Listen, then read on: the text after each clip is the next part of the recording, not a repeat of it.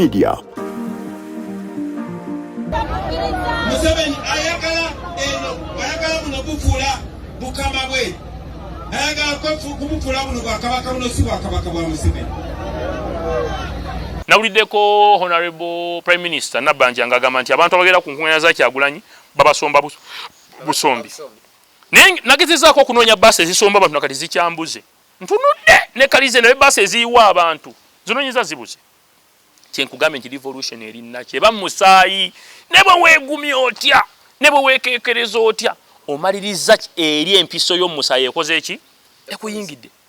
NUP egezezaako okukola ebintu ebidifaring ebyawukana ku NRM. NRM erina omuze ogufeeringa abantu okusooka abantu kale okumpakanya nze nali ku university nga nze ndi national coordinator wa inter-university local institutions NRM union nga abantu fe tubasomba nobajendejje nobajwe makere. So abantu abalaba Kyagulanyi teri n'omu abawa ssente, teri n'omu abasasula, tebakima mmere, tebakima soda nga buli wa MK anti wa MK muje mmere ya bwerere soda ya bwerere eriyo n'abayimbi njagala ombuleko muyimbi kyawerekedde Kyagulanyi eriyo muyimbi n'omu eriyo comedian n'omu ne mu trailer za ntambula omu tewali stage najabyeko busebe batedde stage kweyogeredde abadde ayogera ku motoka ye waggulu omuyimbi yamuwerekeddeko ye Nubian Limpozi ate ovuyi kitannaba na kuyimbako. Yes. Ekintu kya Kyagulanyi abantu kibali mu musaayi. Whether you want or not. Government yemaze emyaka mu bukulembeze emyaka 4 tebakulimba nti bunaku bayeyongera kwagalwa. Yeyongera kukyayibwa kubanga ekola ebibi bingi okusobola okwekuumira mu buyinza. Neremo okukola ebirungi ebitono ebisobola ogyagazisa abantu. Ndi activist. Ndi munnankyukakyuka eyeggwanyiza enkyukakyuka era ajagala. So bwe mbanze ku mikutu nga guno gwa Popin Media tuba tuze kutunulira nsonga ezikwata ku ggwanga lyaffe Uganda kubanga ffe bakulembeze b'omulembe oguddako oba oyagala oba toyagala so ekiri mwana chaplain principal okutambula kwe mu ggwanga gyakolanga national tour Kiina kyekigenda okumwongerako kirina akazitooke kiteeka ku gavumenti ya Mwami Museveni. Nze ngenda kuddamu ekibuuzo ekyo nga ndi two-sided. Nti Mwami Kyagulanyi okutambula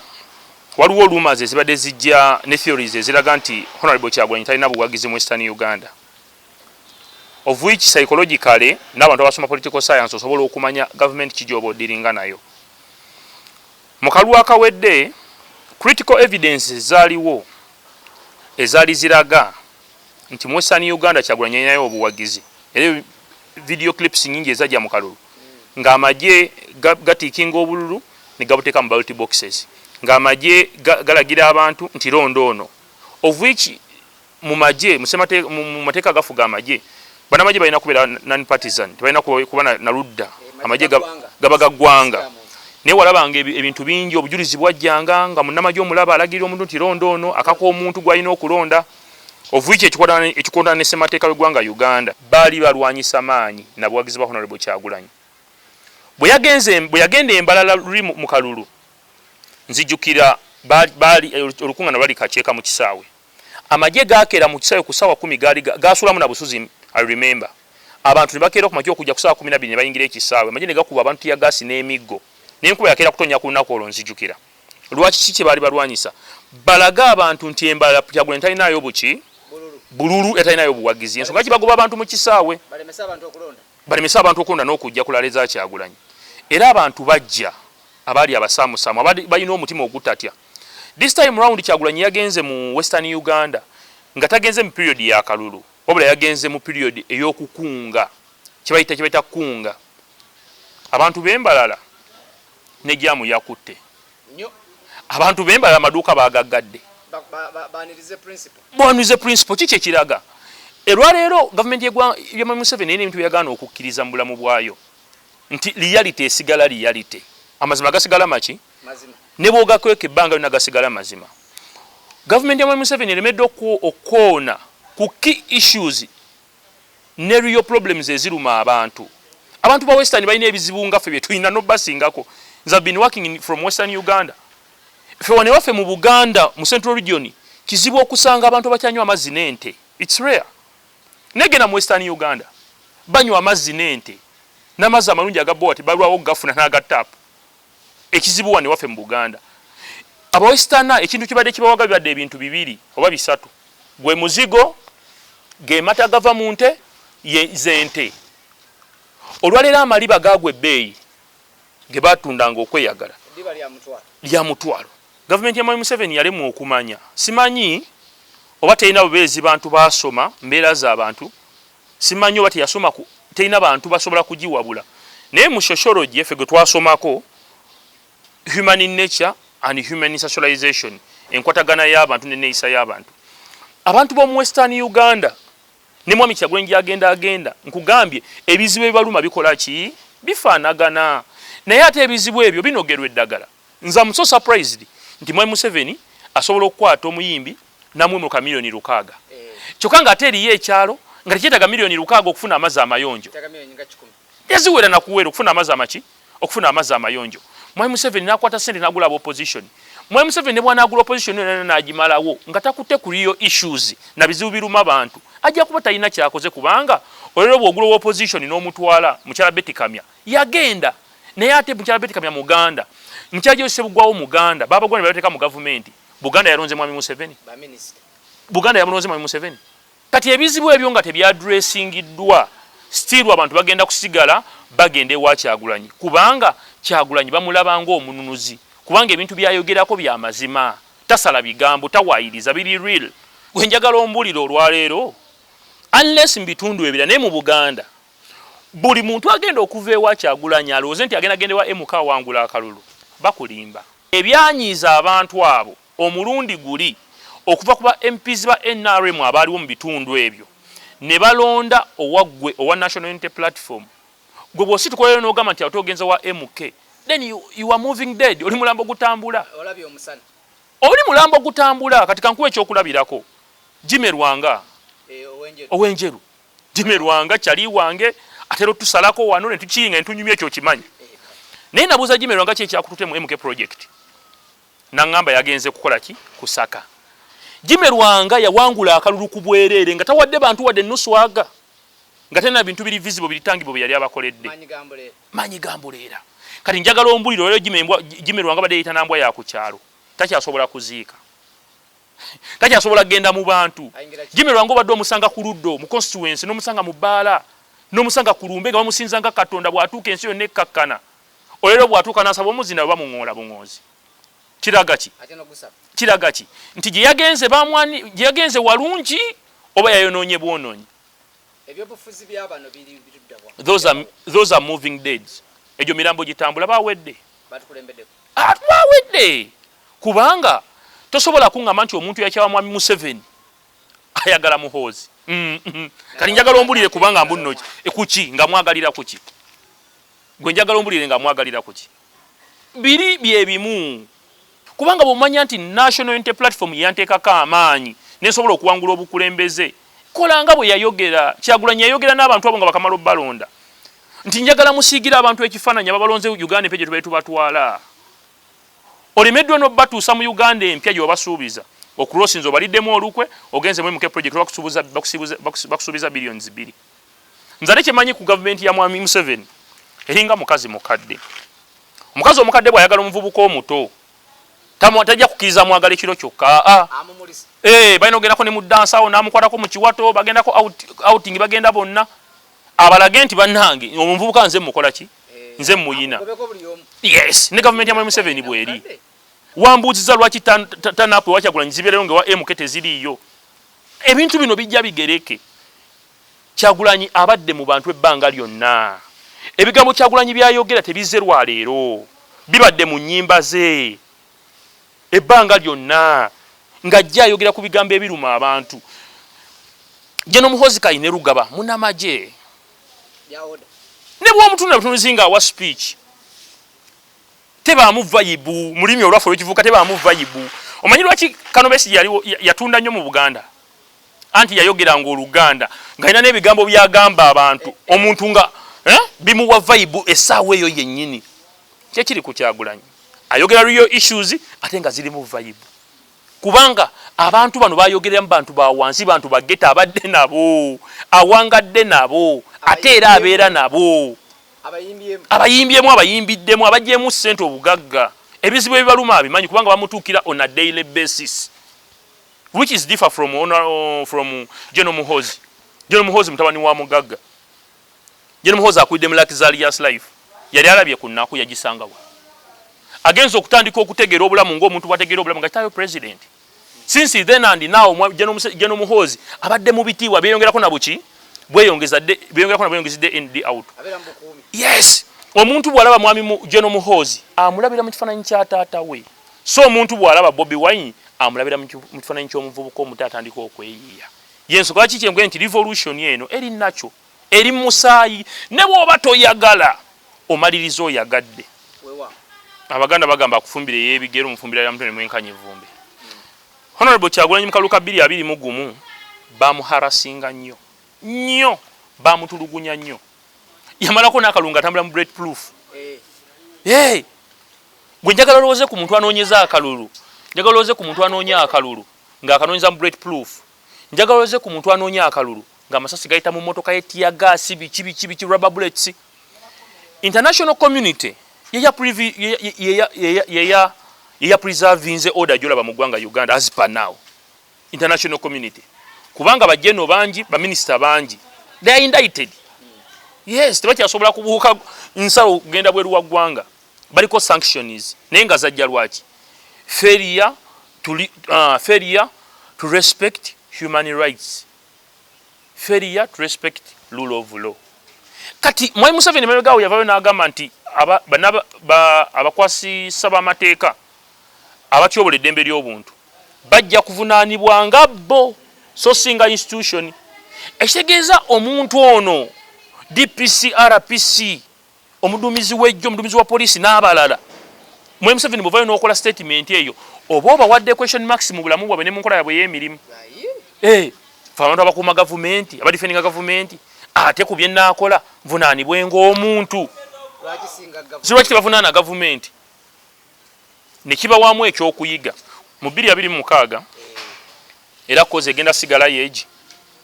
egenda sigala yemu okujjako 2026 mu bitundu ebimu. Let me take an example nga mu North Eastern Uganda, I'm talking of Mbale, genda waggulu awo mu Buko, Kapichora, awo nawe nagenda Soroti, osalodde mu North Lira Gulu wani n'ebitundu ebirala. NUP egenda kweyongera okufuna abakulembeze mu bifo ebyenjawulo okuva ku bakansala b'ebyala, ab'emiruka, Magombolola, Town Council, municipalities n'ebibuga ebirala, kubanga ebintu bino bye twogerako mwami Kyagulanyi byayogerako biri evident nti abantu bano NRM balimbye emyaka 40. Emyaka 40 gye balimbidde tewali kikyuseeko. Muganda wange ne oba oli mulimbi era olimba n'essira by'olimba ne bikola ki? Ne biggwayo. Gavumenti ya Mwai Museveni ngafa abali babaddeko mu NRM bwe bagamba nti bakuwe $5,000,000 akyogedde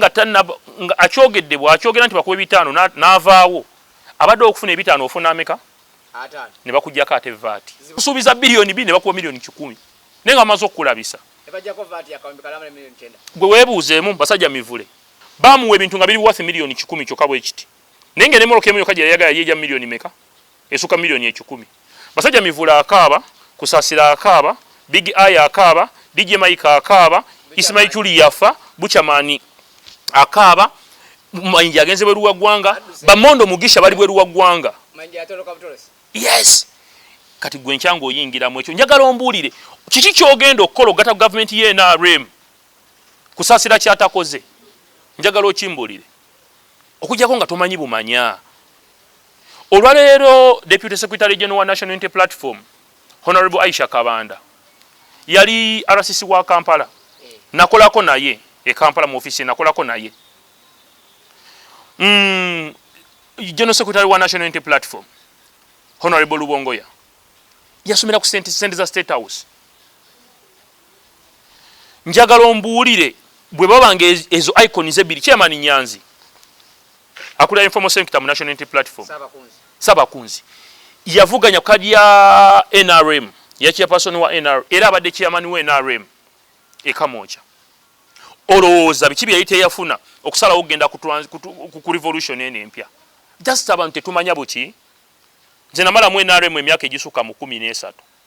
You know it very well. Naye gwe weebuuze lwaki navaayo.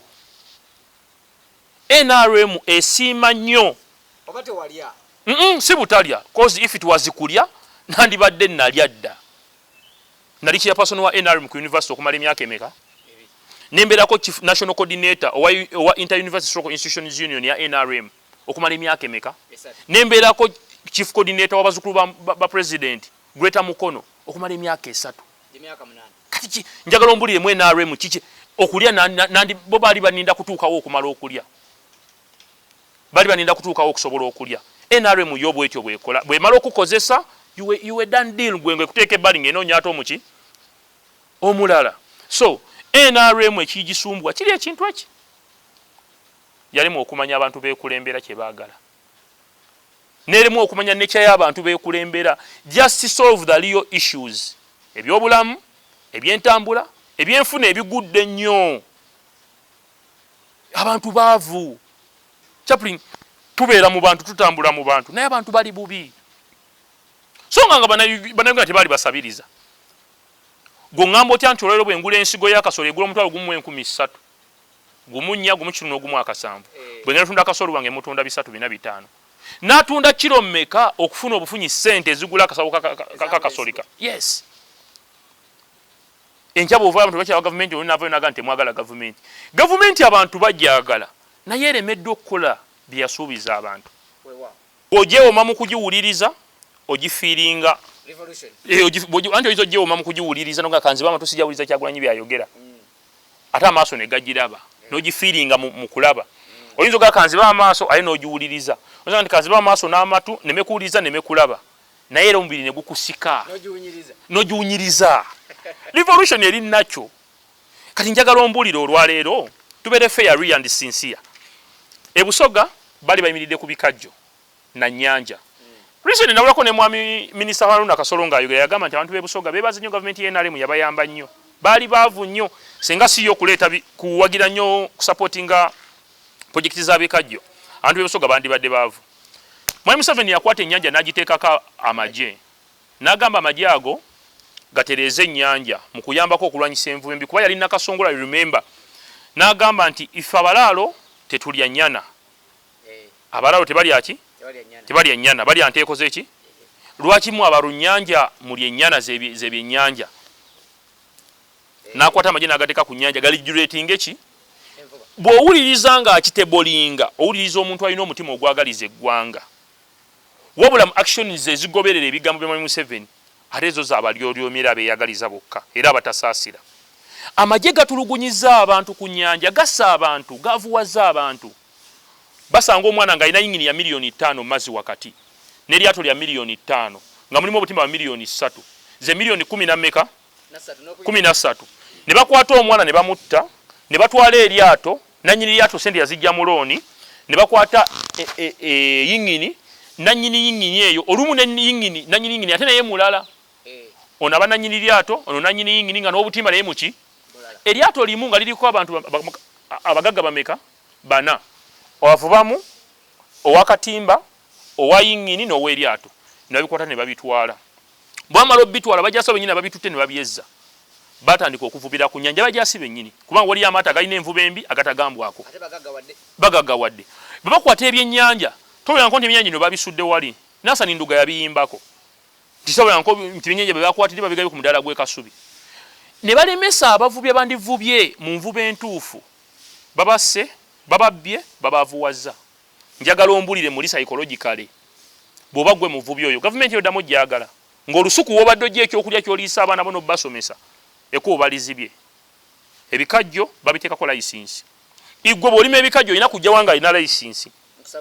yes senga ofunamu obutakkanya nange ndi waddembe okuleka ebikajjo ate n'ofuna license olina mala bitema anti osobola okunyiza n'emala wiiki nnamba buli lunaku ebikajjo lwe bimala ku mmoloka byeyongera kala nakusala ki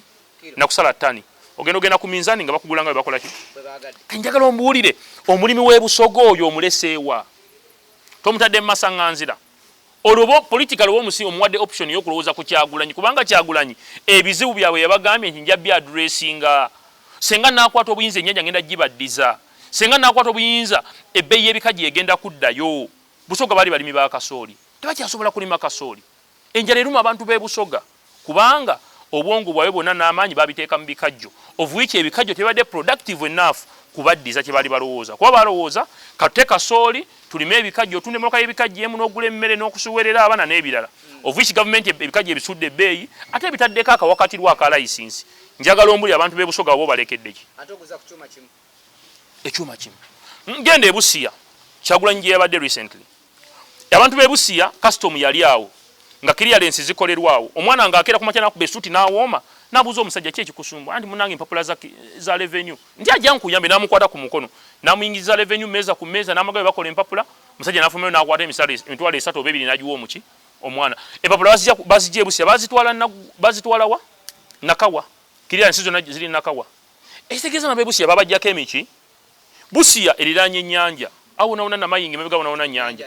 yes bali bafiidinga mu byennyanja ababi exporting obitwala ebweru abasala amaliba abagula ennyama y'ebyennyanja abakola boxes ziberamu ebyennyanja abatunda ayisi abatunda amataawo abatunda gambutusi bonna baalyanga ku nnyanja ennyanja eri restricted kubamu abantu abo basuubidde kukola ki era nabo mbongo obwabwe muyingiramu ekintu kimu nti ekitegeeza eno gavumenti yetubonyaabonya then let us get an alternative tugende wa Kyagulanyi kubanga Kyagulanyi ebintu byayogera biri real wambuuziza lwaki tanapu wa Kyagulanyi zibeerayo nga wa MK teziriiyo ebintu bino bijja bigereke Kyagulanyi abadde mu bantu ebbanga lyonna ebigambo Kyagulanyi byayogera tebizze lwaleero bibadde mu nnyimba ze